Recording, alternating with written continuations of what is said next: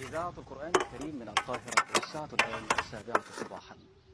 إخوة الإيمان والإسلام، فيما يلي نستمع إلى تلاوة قرآنية مباركة لما يتيسر من آيات الله البينات، يتلوها علينا القارئ الشيخ محمد رفعت.